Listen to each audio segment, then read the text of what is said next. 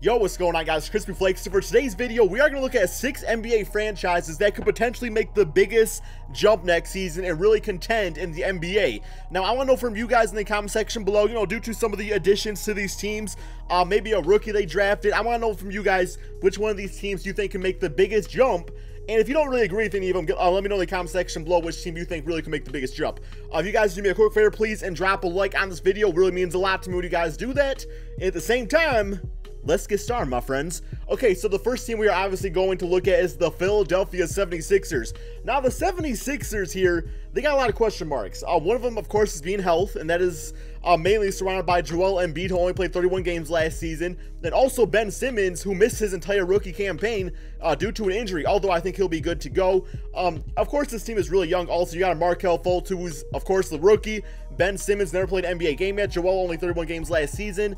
You got some veteran shooting in JJ Redick. I thought this was a fantastic signing. I expect JJ Redick, guys, to really have a good season for the Philadelphia 76ers. But overall, man, this team, barring injury, I don't think they're quite there yet. I think they're probably about 3 seasons away. I mean, let's be honest, unless you're like a LeBron James or somebody like that, even LeBron James, his first NBA season, yes, he was really good, but of course he's a GOAT and everything. But it still takes time for really even a great rookie to make their mark on the NBA. So I don't expect Markelle Fultz and Ben Simmons to walk into the NBA and just start dominating right away. I think there's going to be some bumps along the way. So I do expect them to make a jump, but not the biggest jump out of all these teams we're going to go through. Next up, we have the Milwaukee Bucks. Now, Milwaukee Bucks was actually a pretty decent team last season. Made it to the playoffs and everything, I believe. Yeah, they were in the playoffs, right? I think they lost. Was it first round or second round? You guys let me know in the comment section below.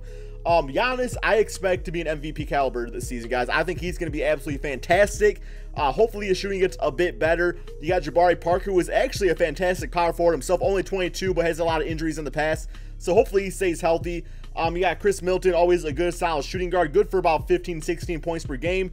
And Malcolm Brogdon was actually the rookie of the year. So he could, he might beast out guys like Malcolm. I really expect some great things from him. But I will say, Giannis is the build-around piece. If this team does not do something, if this team's not playing very good or they have injuries or whatnot going into the All-Star break, I could expect somebody like a Chris Middleton and a Jabari Parker to be traded, maybe for some different pieces around there to build around Giannis and Malcolm Brogdon. But yeah, man, I do expect this team, if they stay healthy, to really be a good, solid team. Okay, next up we have the Los Angeles Lakers. Now, a big reason people say that this team might make a big jump this season is because of Lonzo Ball. I'm going to say it's going to be the same case with Markelle Fultz, that it's going to be some growing pains. I was reading an article the other day and it said Lonzo Ball might make the All-Star team. I mean, now with all those guards out in the Western Conference, Mike Conley's never made an All-Star team, guys. But I mean, yeah, they will make a jump. I think they will be better than last season. Brook Lopez, I know he was on the Brooklyn Nets, but he's still a solid center. He can score the basketball. Julius Randle, he's really lost a lot of weight, and he's just a really good power forward for this day and age in the NBA. You got KCP, who's a good, 3-and-D type of guy. Brandon Ingram, who knows what he can do. Plus, they're under new management of Magic Johnson, so he's not going to settle for any losing. But also, you got this man right here, Zubac, who is really a solid center for only 20 years of age, 7'1", and he's just a beast if you ask me. Lakers, I don't expect them to make the playoffs. Best case scenario, I will say they will be an 8 seed. I'll say that's best case scenario. That's assuming Lonzo Ball balls out, no pun intended, and becomes Rookie of the Year. Next up on the list, we have the Denver Nuggets. Now, the Denver Nuggets made a few nice additions to this team right here. Nikola Jokic, I think, he didn't get Most Improved Player, did he? Who actually won that award? I don't remember that. But Nikola Jokic, this dude came out of nowhere, the Joker. He's an absolute beast. He is pretty much the perfect center for this day and age of the NBA. Can shoot the basket, can pass really well. Defense, not the greatest, but still, man, something you can definitely work on. The newest addition, of course, was an All-Star last season. Paul Millsap in the Eastern Conference will not be an All-Star in the Western Conference by any stretch of the imagination. But yeah, he's a good shooting power forward out there. You got Gary Harris, another good defensive two-way player. Wilson Chandler's always decent out there. Will Barton, okay. Jamal Murray, hopefully, because he actually won the damn, what was that MVP for? He won something. Was it the All-Star? Yeah, I think he won the All-Star rookie sophomore MVP, whatever the hell that's called. So who knows, man? He might actually have a breakout season too. Emmanuel Mudiay, hopefully he does some stuff out there. But yeah, Paul Millsap, just a decent addition to this team. So I don't know if I consider them a playoff team yet either, though, to be honest. All right, next, we have the OKC Thunder. Now, last season, as we all know, it was pretty much Russell Westbrook and everybody else. But they got themselves a superstar small forward in Paul George.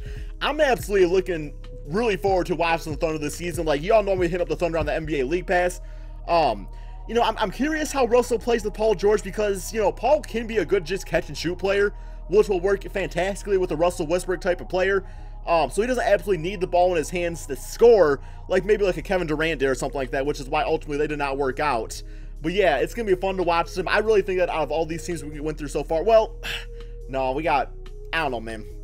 Thunder going to be pretty damn good next season. I will say that. I expect them to be probably a top 4, maybe top 5 seed, depending on how some of these other teams play out there. But, you know, Enes Kanter, he's decent. You got Steven Adams, been a pretty solid center. I mean, their bench is not fantastic. It's, like, not that great, but, it's all right. It's all right. I would like to see this team go for one more piece. Maybe trade, like, an Enes Kanter and get more like a stretch 4 player out there. I know Patrick Patterson can stretch the floor a little bit, but I really don't see the point of keeping Steven Adams and Enes Kanter on this team, so maybe they can trade, you know, maybe for some bench assets or something like that. They also got the rookie Terrence Ferguson, who should be a pretty solid rookie in the NBA. And next, we got my favorite team that on this list. Not my favorite team overall, but this team is going to be freaking amazing. We got the Minnesota Timberwolves, who, of course, added Jimmy Butler to this team. Now, even without Jimmy Butler, I thought this team was going to be making a huge leap next season just because it's time for them to do that. Karl-Anthony Towns, damn, in my opinion, he's the best in the NBA, guys. He played amazing last season, got snubbed from the All-NBA first team. Karl-Anthony Towns is a fantastic player, guys. You got Andrew Wiggins, who averaged like 23, 24 points per game last season, about to sign that max deal or max extension with the Timberwolves, so he's pretty much a building piece for the future. Jeff Teague, I think a very underrated point guard, and really a great point guard for this team. Like, he's going to run this team very nicely.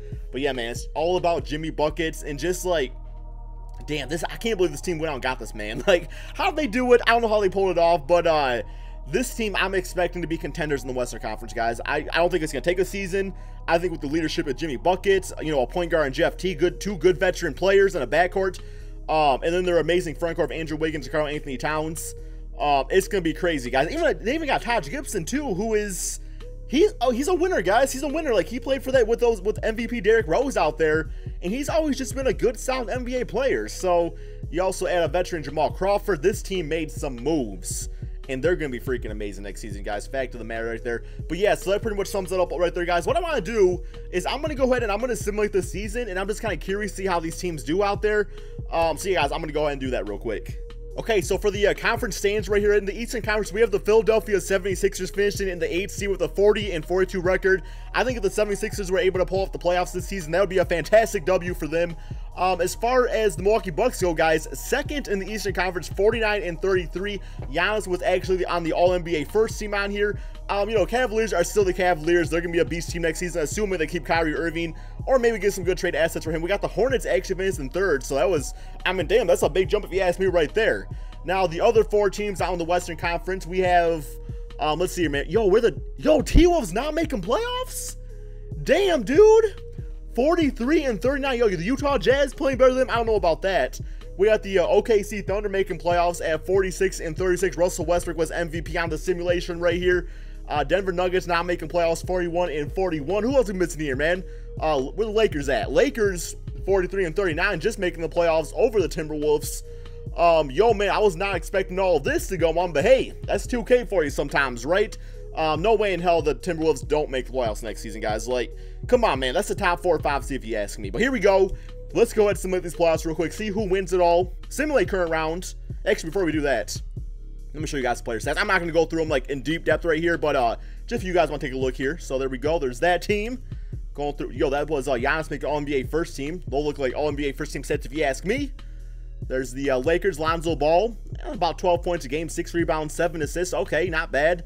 Not bad at all. All right. Looking good, looking good. All right, playoffs now. Simulate current round. And we got Lakers getting eliminated, Thunder eliminated. Okay, let's move on to the next round. Yo, we got Philadelphia versus the Bucks in the final, or in the Eastern Conference Finals. Damn, dude. Simulate current round. Okay, so we got Bucks and Rockets.